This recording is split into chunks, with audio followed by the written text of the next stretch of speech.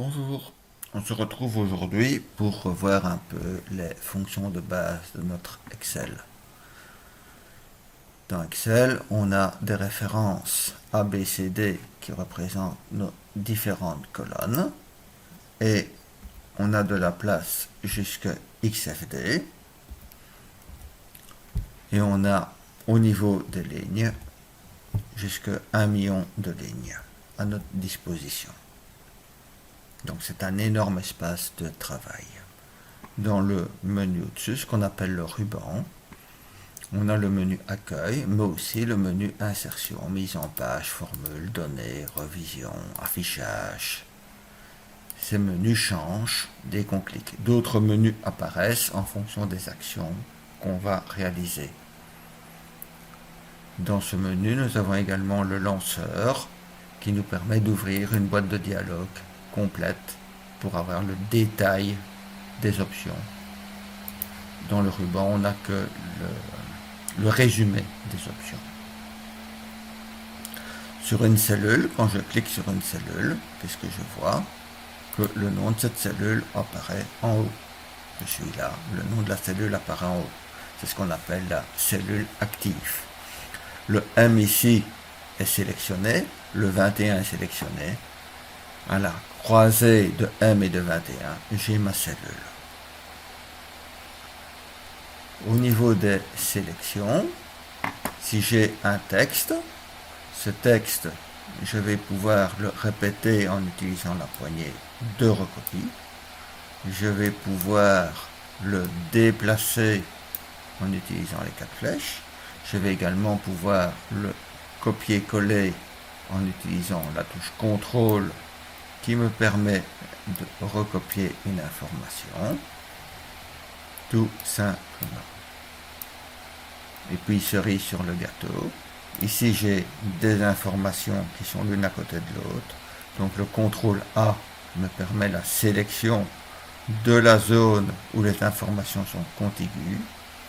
Si je suis sur une cellule vide, que je fais CTRL A, elle n'a aucune cellule contiguë, donc automatiquement je sélectionne toute ma feuille de calcul. Au niveau des encodages, si j'encode des valeurs numériques, le fait de taper une valeur, on voit qu'elle se cadre systématiquement à droite. Par contre, si je viens dire du texte, à ce moment-là, il va se cadrer automatiquement à gauche.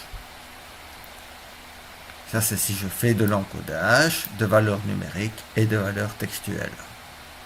Autre chose que l'on connaît très bien, ce sont les valeurs de type date. J'ai une date, 1er janvier 22, ma date est là. Maintenant, au lieu d'encoder 1-1-22, je viens dans une cellule vierge et j'encode 1-1.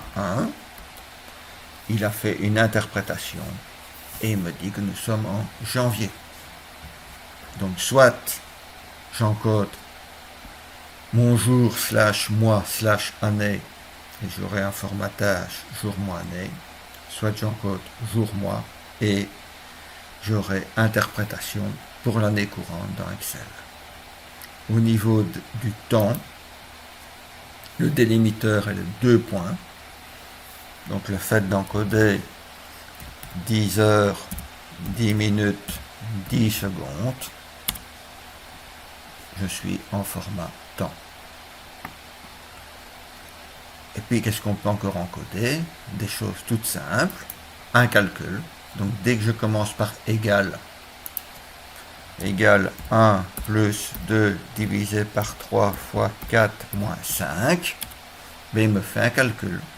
Ce calcul est disponible dans la zone d'édition. Ce calcul est disponible par un double clic à l'intérieur de la cellule elle-même. Donc je commence par égal, je fais un calcul, j'utilise Excel comme une simple calculette. Si je mets une formule, à ce moment-là, Excel fait référence à des cellules. Le fait de mettre une valeur maintenant dans ma cellule C8,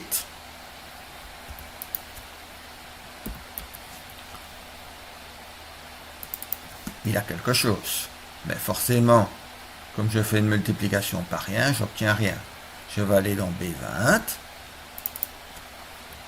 Je mets 2. 2 fois 5, ça me fait 10. Je vais ajouter le contenu de D19. Voilà, le calcul est actualisé. Là, c'est ce qui concerne les formules égale cellule plus moins fois divisé cellule. J'ai aussi les formules où je manipule une cellule et une constante. Donc une division par 5, je vais mettre 10, voilà, et on voit qu'on obtient le 2. Et puis, nos formules qui viennent de la bibliothèque de fonctions d'Excel, comme ici la simple somme. Donc c'est égal nom de la fonction, ouvrir parenthèse, paramètre, nul ou multiple, et fermer parenthèse pour valider. Et si je vais de la cellule B2 à la cellule B10, entre B2 et B10, je vois qu'il n'y a aucune valeur numérique, donc ma somme me renvoie 0. Je mets une valeur numérique, la somme me renvoie 5, qui est la valeur numérique qui existe dans cette plage. Qu'a-t-on d'autre comme possibilité au niveau de l'encodage? La merveilleuse touche magique de je recopie.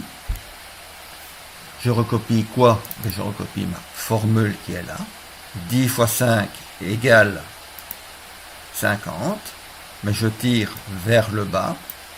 Donc 20 fois 15, 300, 30 fois 20, 600. Ma formule qui faisait référence à la ligne 2 fait maintenant référence à la ligne 3. Fait maintenant référence à la ligne 4. Que peut-on encore faire? Ici, on a formaté nos nombres. Le formatage en euros, c'est simple. On a le bouton euro qui est à notre disposition.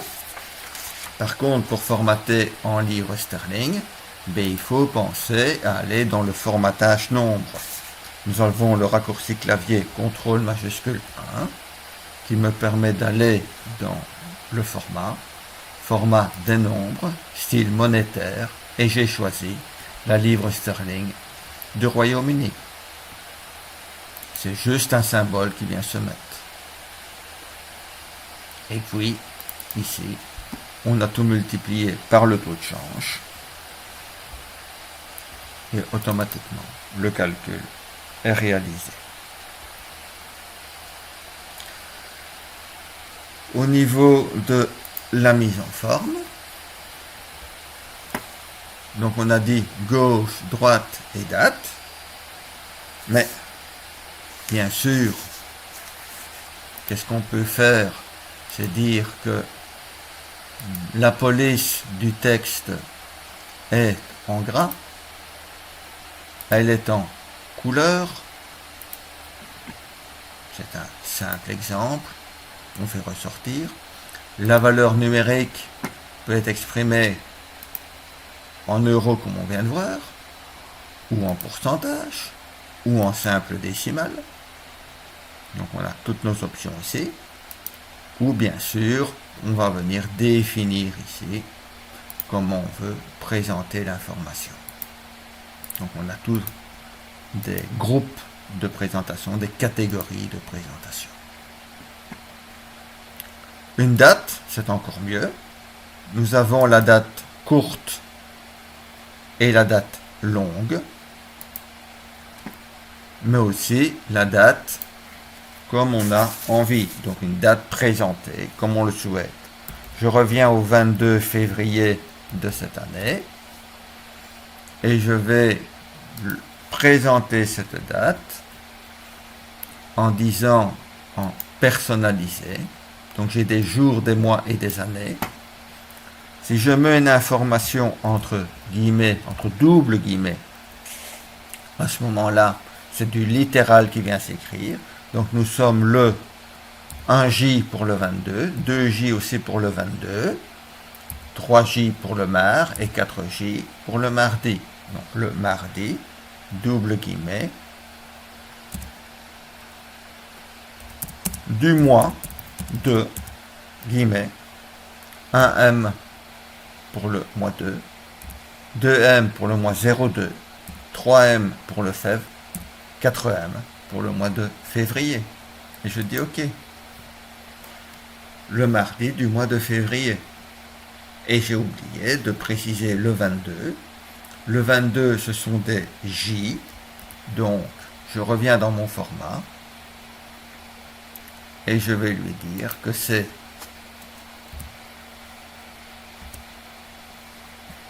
le 22 qui apparaît. Si je le mets devant, on voit qu'il me fait du n'importe quoi. Par contre, si je me mets derrière, j'ai le mardi 22 du mois de février. Et donc là, j'ai 5 J séparés par un espace. Donc c'est juste du formatage. Ça marche très bien. Ça permet de rendre les données beaucoup plus parlantes. Alors, qu'est-ce qu'il y a encore comme petite base que tout le monde doit connaître? C'est la recopie de l'information. Donc ici, de nouveau mon formatage. Une date, si je remonte, elle devient hier. Une date, j'avance, elle devient demain et après-demain. Ça, c'est déjà très bien parce que la date est reconnue par Excel et donc il y a une incrémentation automatique. Au niveau d'une combinaison alphanumérique, texte, chiffre, le chiffre est en seconde position, j'ai un plus. Même chose si mon information est en préfixe. Dans le cas d'une liste personnalisée, le fait de me mettre sur la première personne de la liste, d'avoir encodé le nom de la première personne de la liste, me permet de remonter, d'aller chercher les autres personnes. Je remonte ou je descends, je vais à gauche ou à droite, automatiquement il reconnaît la liste perso qui est à sa disposition.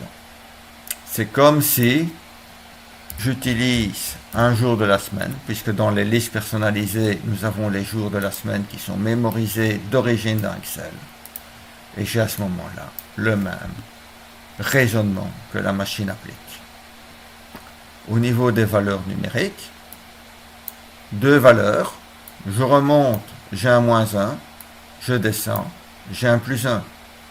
Mes deux valeurs ici, c'est une série avec un pas de moins ou de +3. Je recule, j'ai -3. J'avance, j'ai +3. Au niveau des formules, c'est 2 fois 147. Mais ça, on a déjà vu que si je prends la poignée noire et que je tire, j'ai 5 fois 258, j'ai 8 fois 369. Et donc, chaque fois, ma formule a évolué. Donc, ici, qu'est-ce qu'elle fait, ma formule? Elle passe de la ligne 34 à la ligne 35. Une formule qui est écrite dans la colonne H et qui manipule l'information de F et de G, si je vais à droite, elle va manipuler l'information de G et de H, puisqu'à ce moment-là, elle a avancé dans l'ordre alphabétique des colonnes. Puis nous avons nos petites fonctions. Nos petites fonctions, c'est quoi? C'est les fonctions qu'on manipule tous les jours. Donc je reprends mon petit tableau ici avec mes différents calculs. On retrouve la même chose ici. Et donc, si je viens en dessous de mon tableau de chiffres et que je viens là en haut à droite dans le ruban accueil choisir une somme, forcément, il va me sélectionner de 294 jusqu'à la cellule vide qui suit 963. Et donc, il va me faire le calcul de manière automatique. Je ne veux pas une somme, je veux une moyenne, c'est le même raisonnement. Même chose pour compter le nombre de cellules qui contiennent une valeur numérique. Je continue à descendre dans mon exemple le maxima. il est là, max. Le minima, toujours le même raisonnement et ça se passe sans aucun problème. Donc ici, ce qu'on a fait, c'est qu'on a une formule pour un ensemble de données qui précèdent. Maintenant ici, je vais faire le calcul, toujours sur le même jeu de données, mais l'une en dessous de l'autre. Donc si je fais somme, ça se passe tout seul. Par contre, si je fais moyenne, il veut faire moyenne de la somme. Il a rencontré une valeur numérique, la machine n'est pas capable de me dire c'est au-dessus que ça se passe. Il faut que moi-même, je lui précise, juste à cette petite différence-là près, tout se passe de la même manière. Mais il faut savoir que quand la boîte de dialogue apparaît, on peut très facilement définir la plage qu'on manipule. Petit assistant, la touche FX. Si je ne comprends pas la fonction, si j'ai besoin d'aide sur la fonction, je pousse le bouton. Excel me donne une boîte de dialogue qui m'explique ce que fait la fonction et quels sont les paramètres qu'il faut que je lui fournisse. Donc ça peut aussi vous aider dans votre travail. Il nous en reste deux à voir. La mise en page. Mise en page, qu'est-ce qui se passe dans la mise en page? Ben, j'ai fait un document, je dois l'imprimer. Tout simple, fichier imprimé. J'ai bien travaillé, je suis heureux. Eh ben non. Mon document fait une page, Excel me dit il doit rentrer dans 2 pages. Donc, j'ai un souci, je vais consommer du papier pour pas grand-chose. Alors, une solution toute simple, c'est aller dans mise en page, lanceur mise en page, dire que j'ajuste, je fais mon aperçu, j'ai gagné. Ça, c'est une façon de procéder. Une autre façon de procéder pour la mise en page facile, c'est de dire je sélectionne de la dernière cellule que je veux imprimer jusqu'à la première cellule que je souhaite imprimer. Et je définis cela comme ma zone d'impression. Automatiquement, je n'aurai que cette partie-là qui sera imprimée. Dans mon exemple ici, je vois que j'ai beaucoup de blanc autour de mon information. Donc je vais pouvoir aller dans la mise en page, au niveau des marches, demander un positionnement centré sur ma feuille A4. Mon aperçu, voilà mes données qui sont là. Des petits graphiques, puisque aussi ça on demande rapidement d'avoir des graphiques sur base d'un jeu de données. Voici un jeu de données. Ça a très bien évolué, c'est juste un clic souris. Je suis dans mes données, menu insertion, graphique. Ici on va prendre une tarte, je choisis. Hop, mon graphique est fait. Mon graphique est fait, à moi de l'améliorer. Améliorer comment? Ben, premièrement, en prenant une information et en la déplaçant. Ça peut être ça comme amélioration. En disant que ma légende, je la veux verticale et pas horizontale. Une autre amélioration toute simple, c'est que je vais choisir les looks proposés par le logiciel. Voilà, mon look a changé.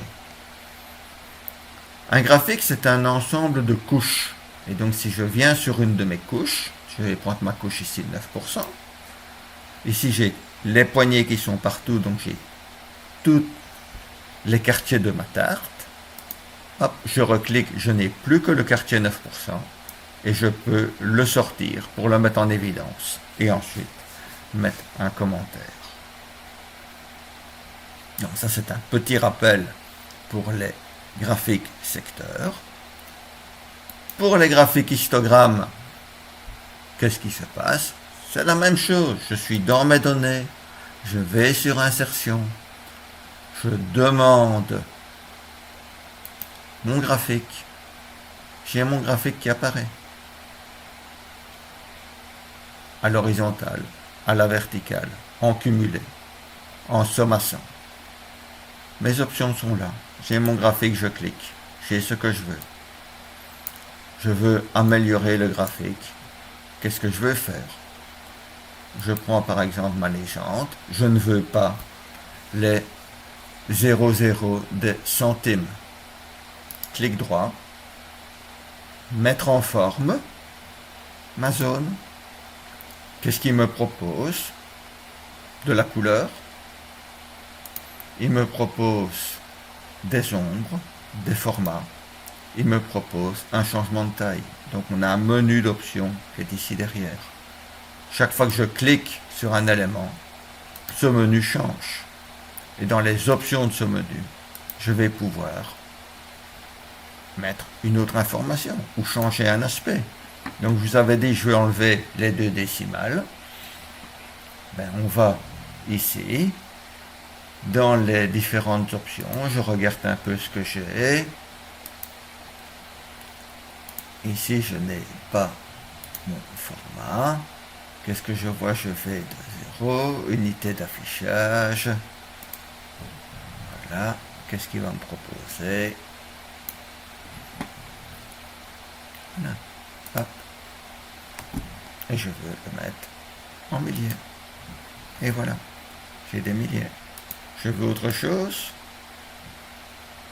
Je viens jouer. Je fais aucun format. Je règle ça comme je veux. Nombre. Je descends plus bas. Voilà mes fameuses décimales. Je ne suis pas en comptabilité, mais je suis en général. Et voilà. Et on joue ça comme on a envie. Vous avez toute latitude pour mettre le graphique à vos besoins. Voilà. Ces petits rappels sont là pour vous aider à avancer et le CPE est à votre disposition pour du coaching via plateforme de vidéoconférence ou en présentiel à la demande. Passez une bonne journée.